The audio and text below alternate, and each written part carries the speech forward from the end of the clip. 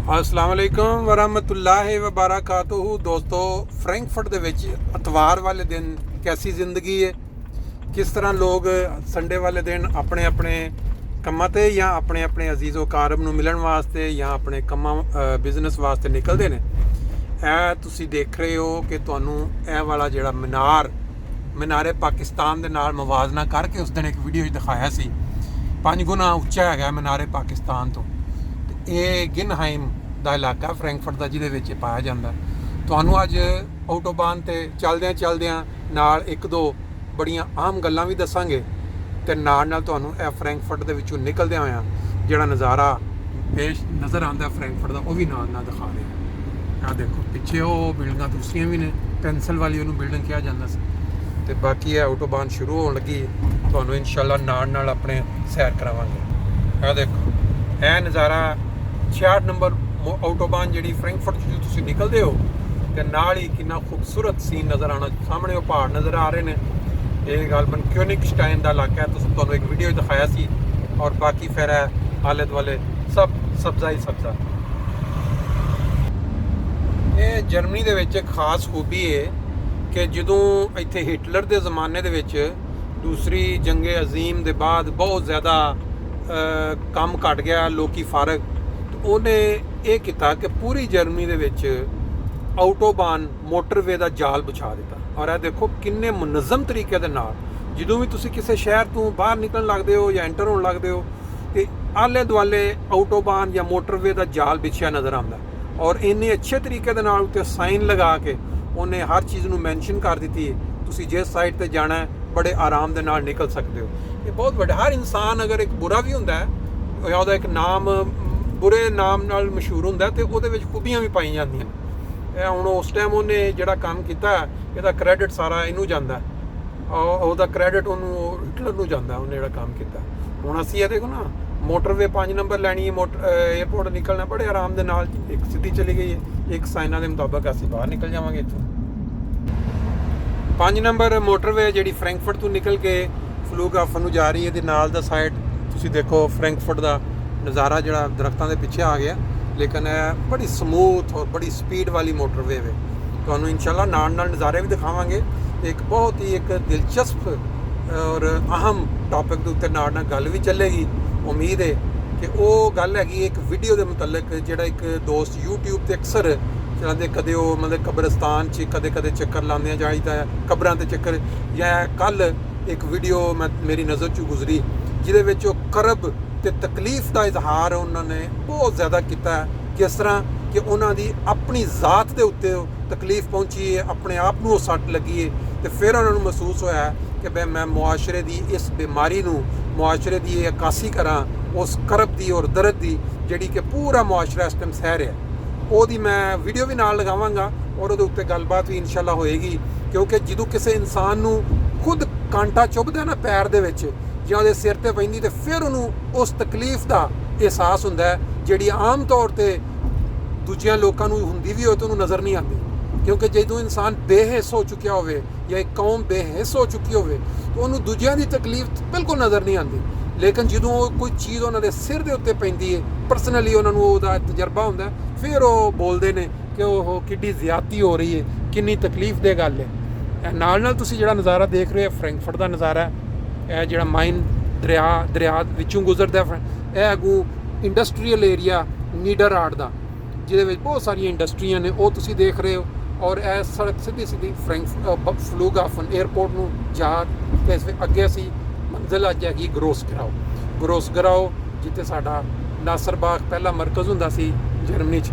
ਉੱਧਰ ਜਾ ਰਹੇ ਹਾਂ, ਉੱਧਰ 2 ਰਸਤੇ ਜਾਂਦੇ ਨੇ। 5 ਨੰਬਰ ਤੋਂ ਜਾ ਕੇ 3 ਲੈ ਸਕਦੇ ਹੋ ਜਾਂ ਸਿੱਧੇ 661 ਤੋਂ 3 ਹੋ ਕੇ। ਗੱਲ ਇਨਸ਼ਾਅੱਲਾ ਅੱਗੇ ਚੱਲਦੀ ਰਹੇਗੀ। ਲਓ ਜੀ, ਇਹ ਹੁਣ ਸਾਡਾ ਪਹਿਲਾ ਐਗਜ਼ਿਟ 5 ਨੰਬਰ ਮੋਟਰਵੇ ਤੋਂ। ਅਗਰ ਅਸੀਂ ਸਿੱਧੇ ਚਲੇ ਜਾਈਏ ਡਾਮਸਟਾਡ ਤੋਂ ਹੁੰਦੇ ਅੱਗੇ ਮਾਨਾਈਮ ਵੱਲ ਨਿਕਲ ਜਾਏਗੀ। ਇਹ ਅਸੀਂ ਜਾਣਾ ਕਿਉਂਕਿ ਕਿਊਲਨ ਵੀਸਬਾਡਨ ਮਾਈਨਸ ਵੱਲ ਇੱਧਰ ਆਏਗਾ ਰਸਤੇ ਦੇ ਵਿੱਚ। 3 ਨੰਬਰ ਤੋਂ ਉੱਤੇ ਬਾਅਦ ਫਿਰ ਆ ਜਾਏਗੀ 60 ਨੰਬਰ ਤੇ ਉਹਦੇ ਉੱਤੇ ਫਿਰ ਗਰੋਸਗਰਾਓ, ਜਿਹਨੂੰ ਅਸੀਂ ਨਾਸਰ ਬਾਗ, ਦੁਨੀਆ ਜਹਾਨ 'ਚ ਜਿੱਥੇ ਵੀ ਅਹਿਮਦੀ ਰਹਿ ਰਹੇ ਨੇ ਉਹਨਾਂ ਨੂੰ ਪਤਾ ਨਾਸਰ ਬਾਗ ਜਾਂ ਗਰੋਸਗਰਾਓ, ਜਿੱਥੇ ਪਹਿਲੇ ਸਾਡੇ ਜਲਸੇ ਹੁੰਦੇ ਰਹੇ ਨੇ, ਉਸ ਇਲਾਕੇ ਵੱਲ ਟਾਰਗੇਟ। ਤੇ ਮੈਂ ਨਾਲ ਮੈਂ ਆਟੋਬਾਨ ਦਾ ਵੀ ਸਾਈਨ ਦਿਖਾ ਰਹੀ। ਇਹ ਲਓ ਜੀ ਸਾਹਮਣੇ ਤੁਹਾਨੂੰ ਇਸ ਸਾਈਡ ਤੇ ਲਿਖਿਆ ਹੈ ਫਰੈਂਕਫਰਟ 에ਅਰਪੋਰਟ ਨਜ਼ਰ ਆ ਰਿਹਾ ਹੈ। ਇਹ 3 ਨੰਬਰ ਤੇ ਜਦੋਂ ਚੜ੍ਹੇ ਆ ਤੇ ਨਾਲ ਹੀ ਉਹ ਜਿਹੜੀ ਸਾਹਮਣੇ ਬਿਲਡਿੰਗ ਤੁਹਾਨੂੰ ਨਜ਼ਰ ਆ ਰਹੀ ਹੈ, ਇੱਕ ਦਫਾ ਅੱਗੇ ਵੀ ਗਾਲਬਨ ਇਹਦਾ ਤਾਰਫ ਕਰਵਾਇਆ ਹੈ। ਇਹ ਇੰਜੀਨੀਅਰਿੰਗ ਦਾ ਇੱਕ ਕਮਾਲ ਹੈਗਾ, ਜਿਹੜਾ ਇਹ ਬਿਲਡਿੰਗ ਜਦੋਂ ਫਰੈਂਕਫਰਟ ਦੇ ਵਿੱਚ 에ਅਰਪੋਰਟ ਦੇ ਉੱਤੇ ਤੋਸੀ ਕੀਤੀ ਹੈ ਨਾ ਚੰਦ ਸਾਲ ਪਹਿਲੇ, ਤੇ ਉਹਨਾਂ ਨੇ ਇਹ ਜਿਹੜਾ ਨਾ ਇਹ ਰੇਲਵੇ ਸਟੇਸ਼ਨ ਹੈ ਬੇਸਿਕਲੀ DB ਡੋਚੇ ਬਾਨ ਦਾ ਸਾਈਨ ਲਿਖਿਆ, ਇੱਥੇ ਟ੍ਰੇਨਾਂ ਪੂਰੀ ਜਰਮਨੀ ਦਾ ਇੱਥੇ ਆ ਕੇ ਪਹੁੰਚਦੀਆਂ ਨੇ ਸਵਾਰੀਆਂ। ਹਿਲਟਨ ਹੋਟਲ ਯਾਨੀ ਇਹਦੀ ਤਸਵੀਰ ਇਹਨਾਂ ਨੇ ਉਹਨੂੰ, ਉਹ ਇੱਕ ਸ਼ਿਪ ਸੀ ਜਿਹੜਾ ਬੜਾ ਮਸ਼ਹੂਰ ਡੁੱਬ ਗਿਆ ਸੀ, ਉਹਦਾ ਉਹਨਾਂ ਨੇ ਗਾਲਬਨ ਕੀ ਨਾਂ ਸੀ, ਫਿਲਮ ਵੀ ਉਹਦੇ 'ਤੇ ਬਣੀ ਸੀ ਮੇਰੇ ਇਸ ਟਾਈਮ ਜ਼ੇਨ 'ਚ, ਤੇ ਉਸ ਨੂੰ ਮੱਦੇਨਜ਼ਰ ਰੱਖ ਕੇ ਇਹਨਾਂ ਨੇ ਉਸ ਸ਼ਿਪ ਦੀ ਸ਼ਕਲ ਦੇ ਉੱਤੇ ਇਹ ਬਿਲਡਿੰਗ ਜਿਹੜੀ ਹੈ ਨਾ ਉਹ ਤਾਮੀਰ ਕੀਤੀ। ਇਹ ਸਾਰੇ ਥੱਲੇ ਦੇਖੋ ਸਾਰਾ ਸਟਰਕਚਰ ਉਹਦਾ ਉਸ ਤਰ੍ਹਾਂ ਹੀ ਜਿਸ ਤਰ੍ਹਾਂ ਸ਼ਿਪ ਦਾ ਹੁੰਦਾ। ਤੇ ਬਾਕੀ ਇਸ ਪਾਸੇ ਦੂਜਾ 에ਅਰਪੋਰਟ ਦਾ ਕੰਮ ਚੱਲ ਰਿਹਾ ਹੈ। 3 ਨੰਬਰ ਮੋਟਰਵੇ ਨਾਲ ਇੰਟਰਸਿਟੀ ਐਕਸਪ੍ਰੈਸ ਜਿਹੜੀ 290-300 ਸਪੀਡ ਤੱਕ ਜਾਂਦੀ ਹੈ, ਉਹ ਹੈ ਨਾਲ ਉਹਦੀ ਪਟੜੀ ਜਾ ਰਹੀ ਹੈ ਕੋਲਨ, ਔਰ ਅੱਗੇ ਫਿਰ ਬਾਕੀ ਸ਼ਹਿਰਾਂ ਨੂੰ। ਬਾਕੀ ਤੁਹਾਨੂੰ ਇਨਸ਼ਾਅੱਲਾ ਕਿ ਲਓ ਜੀ ਰੂਟੀਨ ਦੇ ਵਿੱਚ ਹੁਣ ਸਾਈਨ ਆਉਣੇ ਸ਼ੁਰੂ ਹੋ ਗਏ ਨੇ ਕਿ ਅੱਗੋਂ ਜਿਹੜੀ ਐਗਜ਼ਿਟ ਲੈ ਕੇ ਤੁਸੀਂ 3 ਨੰਬਰ ਮੋਟਰਵਾਨ ਇਹਨੂੰ ਛੱਡ ਕੇ ਤੇ ਅੱਗੋਂ ਫਿਰ ਤੁਸੀਂ 61 ਨੰਬਰ ਤੇ ਜਾਂ 60 ਨੰਬਰ ਚਲੀ ਜਾਂਦੀ ਹੈ ਸਾਰਬਰੁਕਨ ਨੂੰ, ਔਰ ਇੱਕ ਫਿਰ ਅੱਗੇ ਜਿਹੜੀ ਸੀ ਮਾਈਨਸ ਵਿਸਬਾਡਨ 60 ਨੰਬਰ ਜਿਹੜੀ, ਤੇ ਇਨਸ਼ਾਅੱਲਾ ਸਾਡੇ ਉਸ ਰਸਤੇ ਦੇ ਉੱਤੋਂ ਅਸੀਂ ਪਹੁੰਚਾਂਗੇ ਆਪਣੇ ਹਾਂਜੀ। ਇਹ ਸਾਡੀ ਐਗਜ਼ਿਟ ਆ ਗਈ ਬੇਸਿਕਲੀ, ਮੈਂ ਜਿਹਨੂੰ 60 ਜਾਂ 61 ਕਹਿ ਰਹੇ ਸੀ, 67 ਨੰਬਰ ਮੋਟਰਵੇ 67 ਨੰਬਰ ਹੈ। ਇਹਦੇ ਉੱਤੇ ਅਸੀਂ ਥੋੜ੍ਹੀ ਟੋਟਾ ਚੱਲ ਕੇ ਇਹਦੇ ਉੱਤੇ ਗਰੋਸਰ, ਲੇਕਿਨ ਦੂਸਰੀ ਇੱਕ ਸਾਈਡ 'ਤੇ ਨਿਕਲ ਜਾਂਦੀ ਹੈ ਅੱਗੋਂ ਗਾਲਬਨ 60 ਜਾਂ 61, ਉਹ ਫਿਰ ਸਾਰਬਰੁਕਨ ਨੂੰ ਚਲੀ ਜਾਂਦੀ ਹੈ। ਇਹ ਜਿਹੜੀ 67 ਨੰਬਰ ਹੈ ਇਹਦੇ ਉੱਤੇ ਗਰੋਸ ਕਰਾਓ, ਔਰ ਬਾਕੀ ਦੀਆਂ ਜਿਹੜੀਆਂ ਅੱਗੋਂ ਡਾਮਸਟਡ ਜਾਂ ਮਾਈਨਸ ਉਹ ਅੱਗੇ ਮਿਲਦਾ। ਲਓ ਜੀ 67 ਨੰਬਰ ਆਟੋਬਾਨ, ਇਹ ਵੀ ਹਸਬੇ ਮਾਮੂਲ ਬਹੁਤ ਸਾਫ ਸੁਥਰੀ ਔਰ ਸਰਸਬਜ਼ ਦਰਖਤਾਂ 'ਚ ਛੁਪੀ ਹੋਈ। ਗੱਲ ਮੈਂ ਕਰ ਰਿਹਾ ਸੀ ਕਿ ਇੱਕ ਆਦਮੀ ਪਾਕਿਸਤਾਨ 'ਚ ਅਕਸਰ ਉਹਦਾ ਪ੍ਰੋਗਰਾਮ YouTube 'ਤੇ ਆਉਂਦਾ, ਬੜੇ ਅੱਛੇ ਤਰੀਕੇ ਨਾਲ ਬੜੀ ਅੱਛੇ ਅੰਦਾਜ਼ 'ਚ ਗੁਫ਼ਤਗੂ ਕਰਦਾ, ਤੇ ਉਹਦੀ ਵੀਡੀਓ ਅਗਰ ਤੁਸੀਂ ਦੇਖੋ ਤੇ ਉਹਨੇ ਆਪਣੇ ਕਰਬ ਦਾ ਔਰ ਆਪਣੀ ਤਕਲੀਫ ਦਾ ਇਜ਼ਹਾਰ ਕੀਤਾ ਹੈ ਬੜੇ ਅੱਛੇ ਅੰਦਾਜ਼ 'ਚ, ਕਿ ਜਿਸ ਤਰ੍ਹਾਂ ਇਨਸਾਨ ਕਿਸੇ ਦੇ ਉੱਤੇ ਜਦੋਂ ਕੋਈ ਤਕਲੀਫ ਪਹੁੰਚਦੀ ਫਿਰ ਉਹ ਦੂਸਰਿਆਂ ਨੂੰ ਇਜ਼ਹਾਰ ਕਰਕੇ ਦੱਸਦਾ ਹੈ ਕਿ ਇਹ ਸਾਡੇ ਮੁਆਸ਼ਰੇ ਦੀ ਹਾਲਤ ਹੈ। ਪਾਕਿਸਤਾਨ ਬਦਕਿਸਮਤੀ ਦੇ ਨਾਲ ਬਹਿਸੀਅਤ ਕੌਮ ਇੱਕ ਦੂਸਰੇ ਦੇ ਨਾਲ ਜੁੜ ਕੇ ਇਤਫਾਕ ਦੇ ਨਾਲ ਨਹੀਂ ਚੱਲ ਸਕੇ, ਔਰ ਉਹਦਾ ਸਭ ਤੋਂ ਵੱਡਾ ਨਮੂਨਾ ਜਿਹੜਾ ਤੁਸੀਂ ਦੇਖੋ ਤਫਰਕਾਬਾਜ਼ੀ, ਸਾਰੇ ਜਿਹੜੇ ਫਿਰਕੇ ਨੇ ਇੱਕ ਦੂਜੇ ਨਾਲ ਲੜ ਰਹੇ ਨੇ, ਬੰਬ ਚੱਲ ਰਹੇ ਨੇ। ਹੁਣ ਇਹ ਇੱਕ ਤਕਲੀਫ ਆਈ ਹੈ ਜਿਹੜੀ ਕਿ ਕਰੋਨਾ ਦੀ, ਉਹਦੇ ਵਿੱਚ ਹਰ ਇਨਸਾਨ ਜਿਹਨੂੰ ਜਿਹੜਾ ਮੌਕਾ ਮਿਲ ਰਿਹਾ ਉਹਨੂੰ ਕੈਸ਼ ਕਰਾ ਰਿਹਾ, ਕੋਈ ਦਵਾਈਆਂ 'ਚ, ਕੋਈ ਡਾਕਟਰੀ 'ਚ, ਕੋਈ ਕਿਸ ਤਰ੍ਹਾਂ। ਉਹਦੇ ਉੱਤੇ ਉਹਨੇ ਇਜ਼ਹਾਰ ਕੀਤਾ ਹੈ ਕਿ ਇਹ ਇਨਸਾਨ ਨਹੀਂ ਹੈਗੇ, ਇਹ ਬੇਹਿੱਸ ਜਾਨਵਰ ਬਣ ਚੁੱਕੇ ਨੇ। ਮੈਂ ਇਸ ਫਿਲਮ ਨੂੰ ਦੇਖ ਕੇ ਤੇ ਮੈਨੂੰ ਅੰਦਾਜ਼ਾ ਹੋਇਆ ਕਿ ਸਾਡੀ ਜਮਾਤ ਅਹਿਮਦੀਆ ਦੇ ਮੁਤਲਕ ਇਸ ਕੌਮ ਦਾ ਜਿਹੜਾ ਰਵੱਈਆ ਸੀ, ਜਦੋਂ 6-6 ਮਹੀਨੇ ਦੇ ਬੱਚਿਆਂ ਨੂੰ ਅੱਗ ਲਗਾ ਕੇ ਘਰਾਂ ਦੇ ਵਿੱਚ ਜਲਾ ਦਿੱਤਾ ਗਿਆ, 1956 ਤੋਂ ਸ਼ੁਰੂ ਕਰ ਲਓ, ਸੈਂਕੜੋ ਅਫਰਾਦ ਨੂੰ ਸ਼ਹੀਦ ਕਰ ਦਿੱਤਾ ਗਿਆ। ਕੋਈ ਮਾਈ ਦਾ ਲਾਲ, ਕੋਈ ਸ਼ਰੀਫ ਇਨਸਾਨ ਜਿਹਦਾ ਮੁਆਸ਼ਰੇ 'ਚ ਇੱਕ ਨਾਮ ਹੋਵੇ, ਉਹਨੇ ਉੱਠ ਕੇ ਤੇ ਨਹੀਂ ਹਮਦਰਦੀ ਦੇ ਬੋਲ ਬੋਲੇ, ਨਹੀਂ ਉਹਦੇ ਹੱਕ ਦੇ ਵਿੱਚ ਬੋਲੇ। ਫਿਰ 1974 ਦਾ ਟਾਈਮ ਲਾ ਲਓ, ਜਿੰਨੇ ਲੋਕਾਂ ਨੂੰ ਸ਼ਹੀਦ ਕੀਤਾ ਗਿਆ, ਜਿੰਨਿਆਂ ਨੂੰ ਅੱਗਾਂ ਲਾ ਕੇ ਮਾਰਿਆ ਗਿਆ ਜਾਂ ਜਾਇਦਾਦਾਂ ਸਾੜੀਆਂ ਗਈਆਂ, ਉਸ ਟਾਈਮ ਵੀ ਕੋਈ ਨਾਮੀ ਗ੍ਰਾਮੀ, ਕੋਈ ਸ਼ੁਰਫਾ ਨਹੀਂ ਉੱਠੇ ਜਮਾਤ ਦੇ ਹੱਕ 'ਚ ਬਿਆਨ ਦੇਣ ਵਾਸਤੇ ਕਿ ਵੀ ਇਹਨਾਂ ਦਾ ਜ਼ਿਆਦਤੀ ਹੋਈ ਹੈ, ਇਹਨਾਂ ਦੇ ਹੱਕ ਦੇ ਵਿੱਚ ਅਸੀਂ ਖੜੇ ਹੁੰਦੇ ਹਾਂ, ਤਾਂ ਕਿ ਜਿਹੜੇ ਮੌਲਵੀਆਂ ਦਾ ਹੌਸਲਾ ਵੱਧ ਰਿਹਾ ਸੀ ਉਹ ਰੁਕ ਜਾਣ। ਫਿਰ ਤੁਸੀਂ ਅੱਗੇ 1984 'ਚ ਚਲੇ ਜਾਓ, ਉਹਦੇ ਵਿੱਚ ਜਾ ਕੇ ਜ਼ਿਆ ਉਲ ਹੱਕ ਨੇ ਫਿਰ ਜਿਹੜਾ ਕਾਨੂੰਨ ਬਣਾਇਆ, ਉਹਦੇ ਵਿੱਚ ਵੀ ਇਹਨਾਂ ਕੌਮ ਸੁੱਤੀ ਰਹੀ ਬਿਲਕੁਲ। ਉਹਨਾਂ ਕਿਹਾ ਜੀ ਸਾਡੇ ਘਰ ਤੱਕ ਤੇ ਅੱਗ ਨਹੀਂ ਲੱਗੀ, ਅਗਰ ਇਹਨਾਂ ਨੂੰ ਲੱਗੀ ਤੇ ਲੱਗੀ ਰਹਿਣ ਦਿਓ, ਸਾਡਾ ਕਿਹੜਾ ਘਰ ਸੜਨ ਡਿਆ।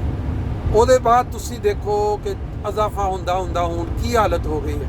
ਇਨਸਾਨ ਬੇਹਿੱਸੀ ਦੇ ਉਸ ਮਿਆਰ ਤੇ ਪਹੁੰਚ ਗਿਆ ਕਿ ਅਗਰ ਉਹਨੂੰ ਆਪਣੇ ਘਰ 'ਚ ਅੱਗ ਮਹਿਸੂਸ ਨਾ ਹੋਏ ਤਾਂ ਚੁੱਪ ਕਰਕੇ ਆਰਾਮ ਨਾਲ TV ਵੇਖਦਾ ਰਹੇਗਾ ਬਾਕੀ, ਲੇਕਿਨ ਜਦੋਂ ਘਰ ਦੇ ਵਿੱਚ ਅੱਗ ਲੱਗੇਗੀ ਫਿਰ ਚੀਖੇਗਾ, ਪੁਕਾਰੇਗਾ ਕਿ ਉਹ ਹੈ ਤਕਲੀਫ ਹੋ ਗਈ। ਜਮਾਤ ਅਹਿਮਦੀਆ ਦੇ 100 ਅਫਰਾਦ ਦੇ ਨਜ਼ਦੀਕ ਇੱਕ ਟਾਈਮ ਮਸਜਿਦਾਂ ਦੇ ਵਿੱਚ ਸ਼ਹੀਦ ਕਰ ਦਿੱਤੇ ਗਏ। ਕੋਈ ਬੰਦਾ ਪਾਕਿਸਤਾਨ ਦੇ ਵਿੱਚ ਇੱਕ ਸ਼ਰੀਫ ਜਾਂ ਨਾਮੀ ਗ੍ਰਾਮੀ ਜਿਹਦਾ ਕੋਈ ਲੋਕੀ ਜਾਣਦੇ ਹੋਣ, ਜਿਹਦਾ ਕੋਈ ਉਹਨਾਂ ਉੱਠ ਕੇ ਨਹੀਂ ਉਹਨਾਂ ਦੇ ਹੱਕ 'ਚ ਜਿਸ ਨੇ ਬੋਲਿਆ ਉਹਨੂੰ ਇੱਕ ਕੀ ਕਹਿੰਦੇ ਨੇ ਮੌਲਵੀਆਂ ਦਾ ਲਗਾਇਆ ਪੌਦਾ, ਉਹਨੇ ਉੱਠ ਕੇ ਉਹਨੂੰ ਵੀ ਮਾਰ ਦਿੱਤਾ।